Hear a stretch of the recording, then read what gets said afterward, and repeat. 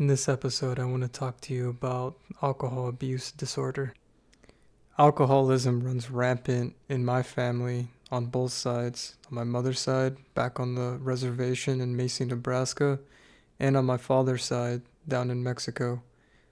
Now, this isn't something that is unique to my family. I know that there are multiple families that have this struggle that continues to perpetuate itself through society. I want to challenge this normalized social convention through scientifically backed evidence that shows that having a good time, even if it's just for the weekend, can have long-lasting effects that are detrimental to your health over a long, sustained period of time.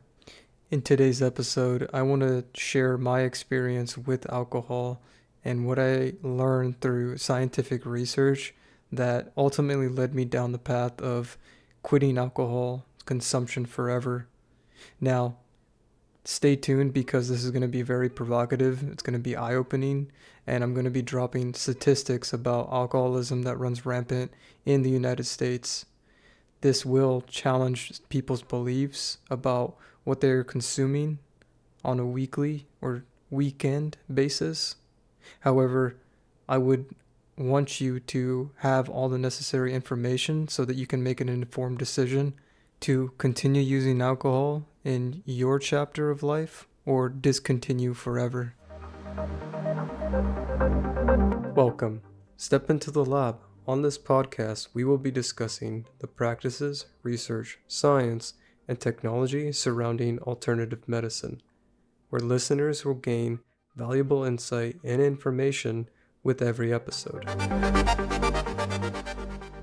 Just as a reminder, the Mind or a Lab podcast is for educational and informational purposes solely. All subjects on this podcast should not be construed as medical or legal advice. You should always seek out help from a professional provider. Thank you.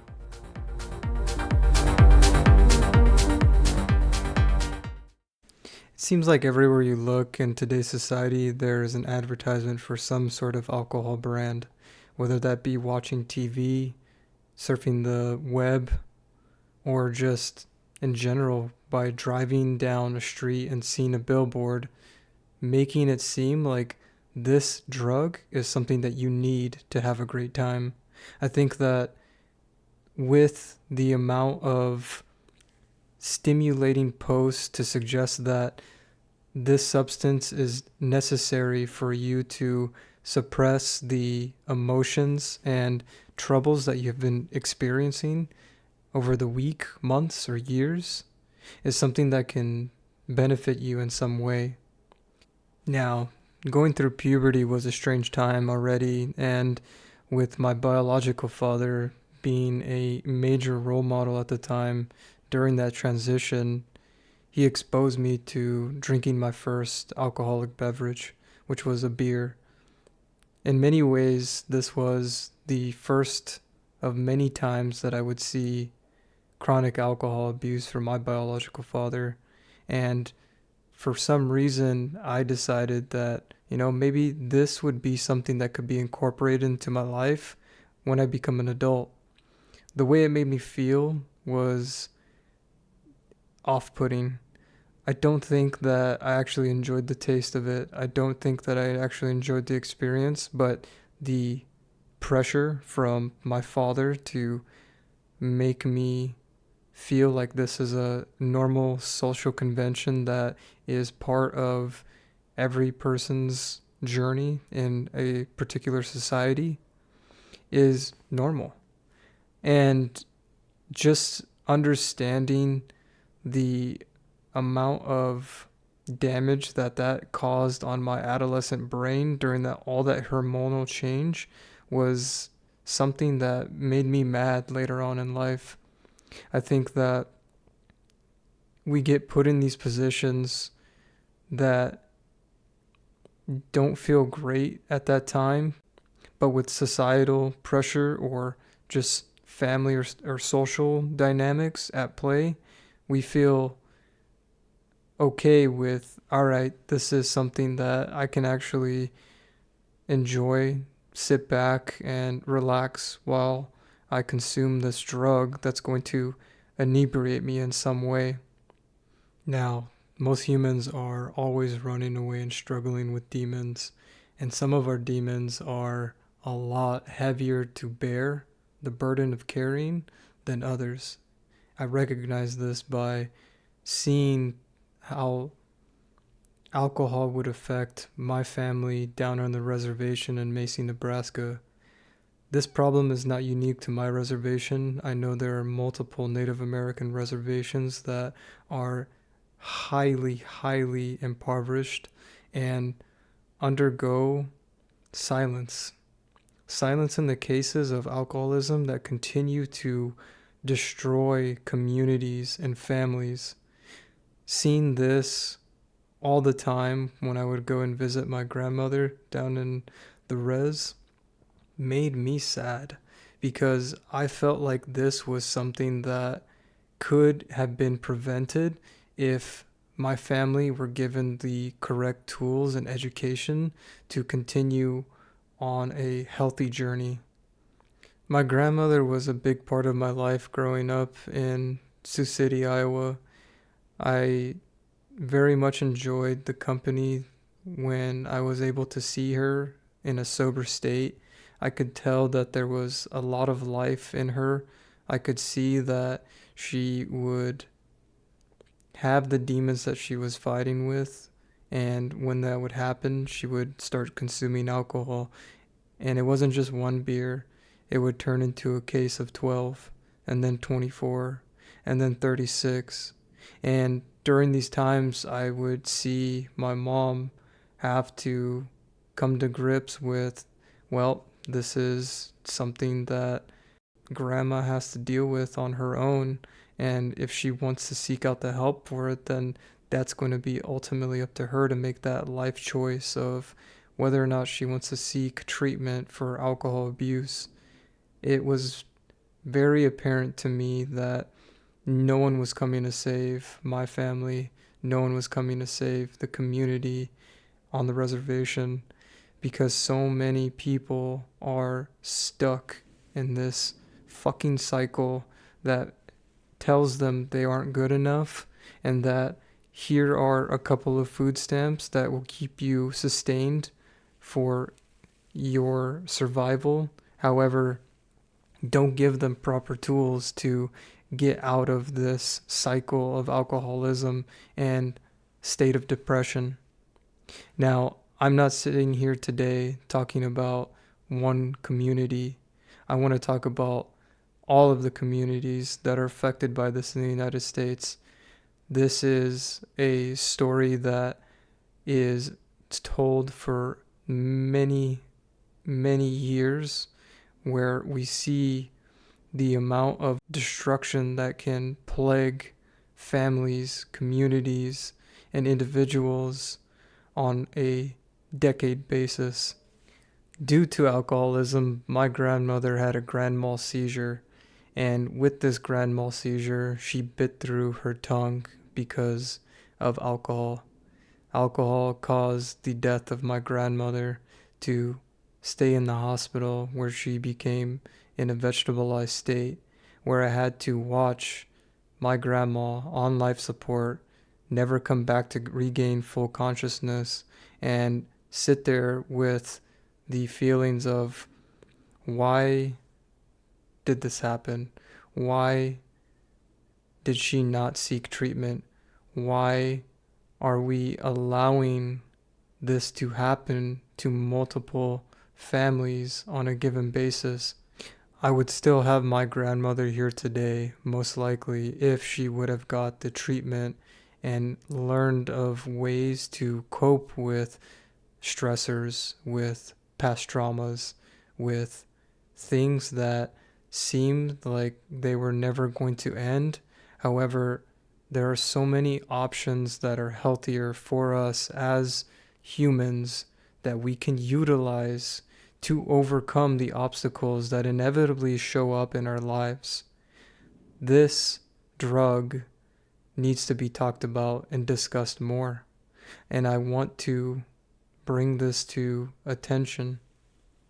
2 years later, moving into high school, boom, growing up in Las Vegas was a eye opener, especially during the partying phase of my life. I started consuming alcohol in excessive amounts at parties because this was the normal things that high school kids would do, or so I thought.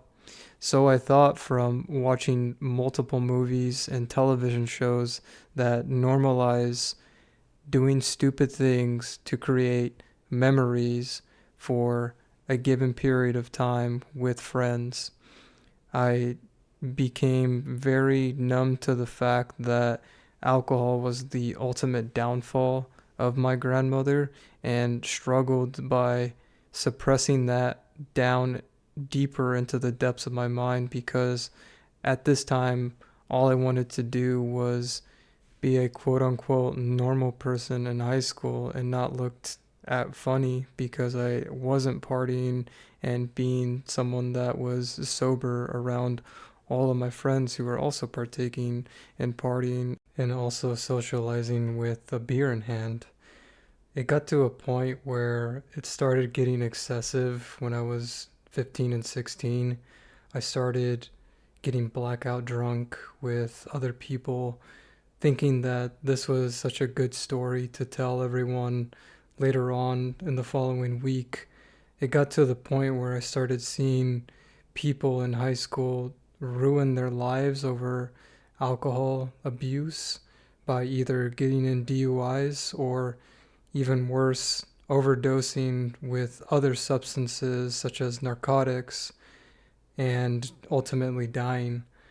I think that this was the eye opener that I started seeing towards the end of my high school journey as a senior and started to think more about what I should be doing and focusing on that was a healthier option on the weekends. But then, quickly that thought just kind of got swept under the rug because graduation was here. Now I'm stepping into the adult world. What am I going to do next? Well, that's college. And what does college normally equal? Well, it equals intellectual freedom, rebelling against the world, and having intellectual conversations that challenges societal beliefs, but also comes with the huge social implications of attending frat parties. My first year in college was the worst academic year that I ever had because of just getting into this negative cycle of studying, doing my homework, working at the same time, and then on the weekends getting obliterated with alcohol consumption with a bad group of people that were stuck in the same loop that I was.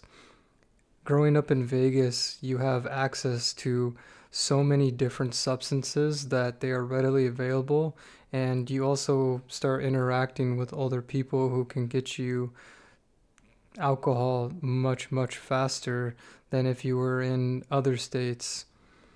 I think that this was the lowest part of my journey as a human because during that first year of college, I was drinking excessively. I was experimenting with multiple drugs at the same time. And ultimately, I had a breakthrough moment when I bought a pack of clove cigarettes that my friends were smoking at the time. And I thought to myself, after smoking two of them the next day, what the fuck am I doing? This is not who I am. I'm adopting the principles of the people that are around me and this inner circle that I continue to hang out with. I should not be in this position of destroying my mind and my body through these substances, and yet I'm still here. So from that point on, I decided to pick up bodybuilding as my healthy route to escape the demons that I was battling with and the stressors of life during that college year. I decided to cut off that friend group. I decided that I was going to exceed in my next semester of college, and that I was going to start cutting out alcohol use completely once I got to a point where I decided that it was no longer necessary to be involved in my life. But fast forward 2, 3 years later, I still find myself in these patterns where I'm now working in a casino in a pool setting that had a bunch of my coworkers at the time who were throwing hotel parties, and with this came heavy alcohol use. Now, being over 21, this is the best part of being in Vegas. I have access to cheap liquor. I have the ability to get around to multiple parties. And now, if I am not at a party, I can just go to a bar and enjoy myself, right? Wrong. It got to a point where I was at hotel parties, blacking out for drinking too much, and throwing up whole strawberries. Yeah, you heard that right. Throwing up whole strawberries. And I have people to back me up on this. I don't feel great talking about this. It might be a little bit comical, but this level of vulnerability starts to open up a pathway for you to start coming to terms with things that you might be dealing with that you don't want to talk about. And that's what I'm here for at this moment, is to expose the stupidity of getting to a point of using alcohol excessively and having incredibly stupid stories to back up the reasons why you should consume less or just quit altogether. I think I finally reached my breaking point when I started undergrad in biology while I was shooting for pre-med. The intensity of courses got to a point where I could no longer use alcohol on the weekends because I needed to study for a higher purpose, and that was a degree. That was something that was going to propel me forward, get me into a career that I wanted to be stable in. And I started thinking about alcohol as the most insignificant part of my lifestyle that I no longer needed to relax and enjoy myself. I took a biochemistry course that one day opened up my brain to the amount of detrimental effects that are happening in the human body when you consume alcohol, even on a non regular basis. I started understanding the actual causes of what a hangover entails biochemically, and also just started to recognize that the patterns of shittiness that I felt were happening on a microscopic level that started connecting all together. Having this complete picture made it very clear to me that I had to quit drinking altogether, and that through this I might be isolating myself away from people who I normally hung out with at bars, at parties, at social events, and even family members who wouldn't understand my decision to quit drinking alcohol completely. I didn't give a fuck though. I knew that this was a personal choice, that it was an inevitable part of my journey that was going to close, and I wanted to make sure that I stayed true to my conviction, because when we hold something very close to our heart with a personal burning desire to believe in, you stick to it no matter who the fuck is telling you otherwise. I remember going to Portland in 2015 with my roommate at the time, and we stayed there for about 5 days. I recall going out to a bar slash dance club with her when we were about to leave 2 days before the trip ended, and I had a Corona with her. I only had a single beer because I had eaten something light prior and I didn't want to get drunk and I didn't want to feel shitty the next day. But although we had a great time, the next morning was probably one of the worst hangovers that I ever had in my life, and it was only from one beer. I didn't have any more than that. I had the worst symptoms that ultimately led me to this decision that I held so high in regard as the best choice that I could have made in my life. I decided that day I was no longer going to drink any forms of alcohol. I didn't want to have a sip of the fucking beer.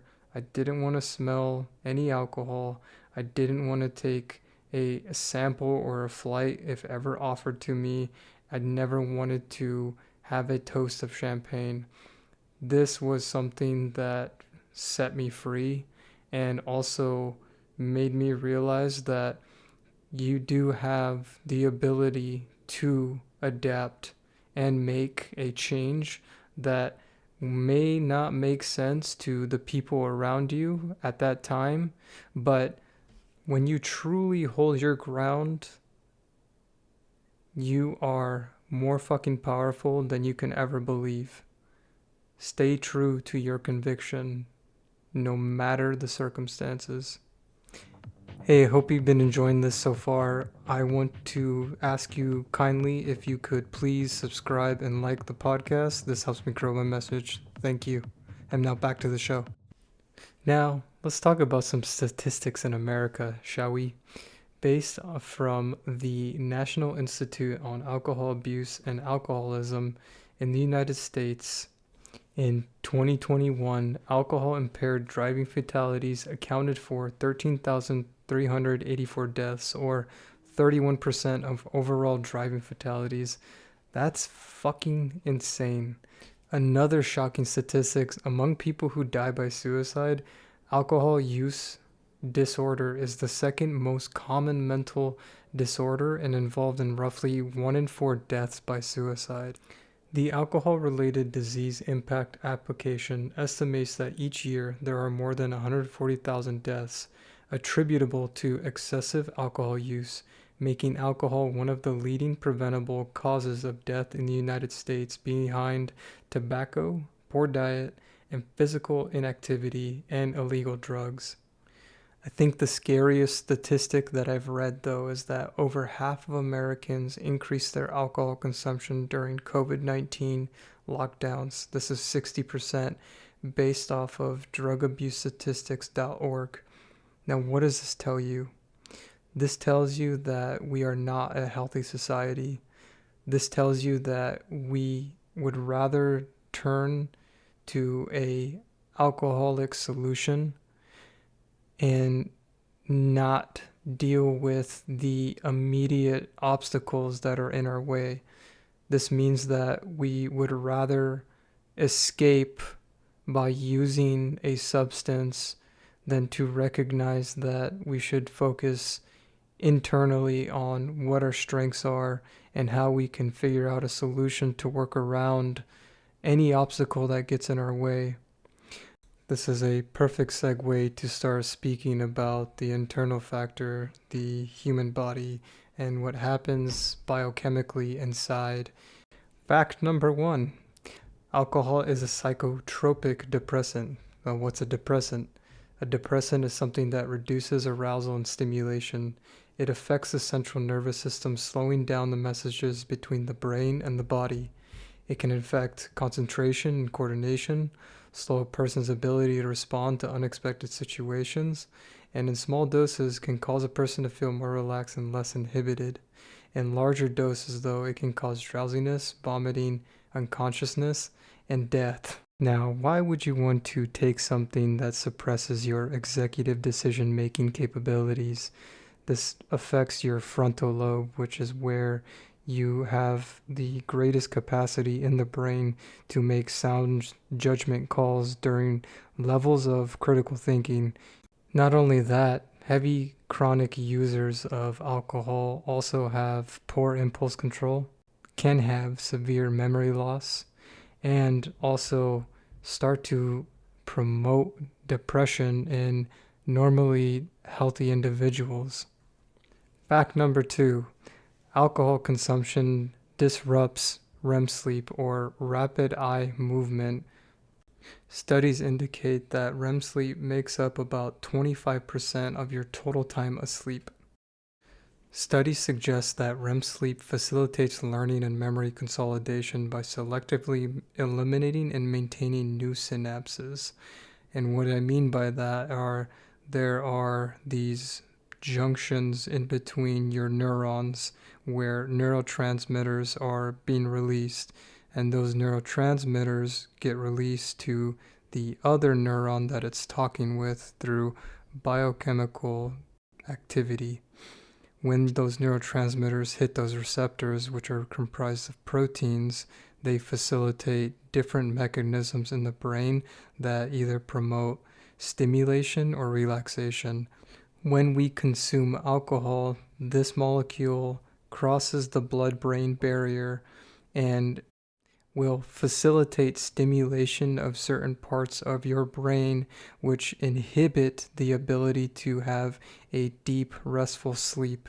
Now, there are many anecdotal points that people address of saying that they can sleep when they consume alcohol in any amount.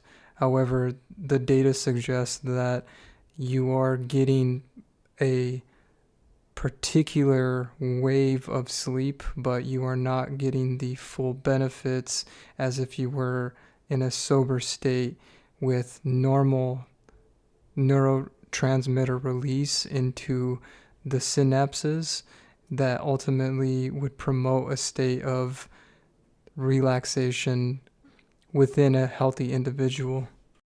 Fact number 3: alcohol causes hypoglycemia, which is a condition in which your blood sugar or glucose level is lower than the standard average range in a human body. Glucose is the body's main source of energy, but it particularly goes more to the brain for normal, healthy function. Now, when you have low glucose levels in the brain, the function starts to decrease, and this is why you feel like you can't get a certain level of thought process in the day after during your hangover. It's because alcohol is inhibiting the liver to function properly and begins to metabolize the alcohol in your bloodstream, which ultimately leads to fatty acids building up in the liver. Then also in turn you start to feel the fatigue, the weakness, the mood disturbances that are associated with hypoglycemia and having low sugar content that the brain can use. Fact number 4: alcohol inhibits digestion. Alcohol prevents the body from absorbing minerals and vitamins from the food we eat. The body likes to prioritize eliminating alcohol first ahead of absorbing the essential nutrients from your food, the minerals and vitamins that are necessary for a healthy, functioning individual. Alcohol likes to linger in your stomach, where if you drink it regularly, it can affect acid production, diminishing your stomach's ability to destroy harmful bacteria that enters the stomach, allowing it to enter into your upper small intestines. This can also damage the mucus cells meant to protect your stomach wall from being damaged by acid and digestive enzymes, thus inducing inflammation and lesions. I don't know about you, but I like getting the proper nutrition in my diet so that I can see these muscular gains and not have to worry about something suppressing me from getting the right nutrients to my entire body, which I'm constantly taking care of, and also seeing the results that I crave and desire on a weekly, monthly, yearly basis. And the last fact, which I think is going to hit home, is that alcohol suppresses the immune system and weakens it. Studies have shown that alcohol has been found to adversely affect our immune system, and the matter of concern as far as the issue is concerned is that Immune responses are influenced by even moderate amounts of alcohol intake. Alcohol affects innate immunity and also interferes with almost all the various aspects of the adaptive immune response. Alcohol is a key player in impairing anti-inflammatory cytokines and also promotes pro-inflammatory immune responses. The gastrointestinal biome is severely manipulated by the use of alcohol over a prolonged period of time, which in turn is found to have a link with the establishment of various complications. Alcohol and its metabolites are found to promote inflammation in the intestines, and they do so through various pathways. Basically, what this means is that alcohol suppresses the key players in your bloodstream that are fighting any foreign invaders that could be coming through your food, the environment, or the air. The second part of that is that over prolonged periods of time, the adaptive immune response that you carry in your body, which promotes generating antibodies to protect from foreign invaders that have already been recognized, also gets suppressed. So that means that even if you have antibodies for a immune response that would fight off a infection you've experienced in the past, now you're more susceptible to getting that same illness, that same virus in your system, and your body cannot fight that off. On top of that, the microbiome of your gut is probably one of the most important areas in your body that helps you absorb all of the proper nutrients that you're getting on a daily basis and is promoting the amount of foreign invaders that are being recognized from the external environment. We understand that keeping a healthy bacterial infested gut is so important with just general overall well-being and also for normal function. This is why it's important to incorporate prebiotics and postbiotics into your diet when you can and facilitate more absorption of the essential ingredients that help you build the necessary proteins for healthy human function. I know this was a lot of information to unpack, but I hope that this helps you move forward in a direction where you can do your own research, look at the links that I'm providing in the show notes, and just read. Just read about what you are consuming, if you are consuming alcohol, and how it's interacting with your body.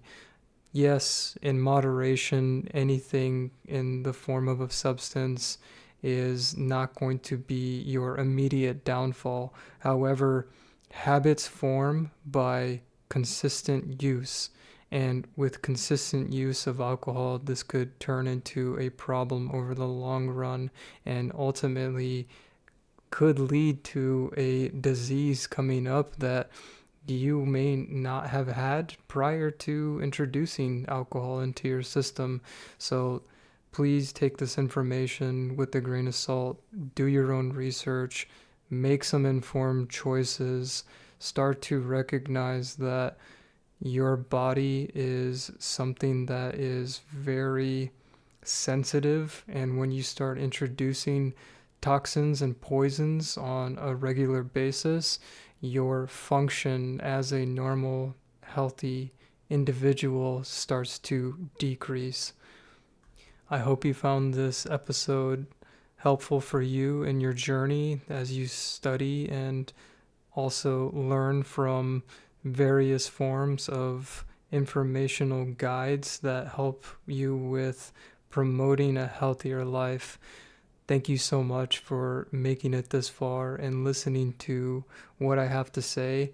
I will continue to push forward with offering more educational and informative episodes in the future that I think will benefit you to absorb and consume. Until next time, don't stop blabbing.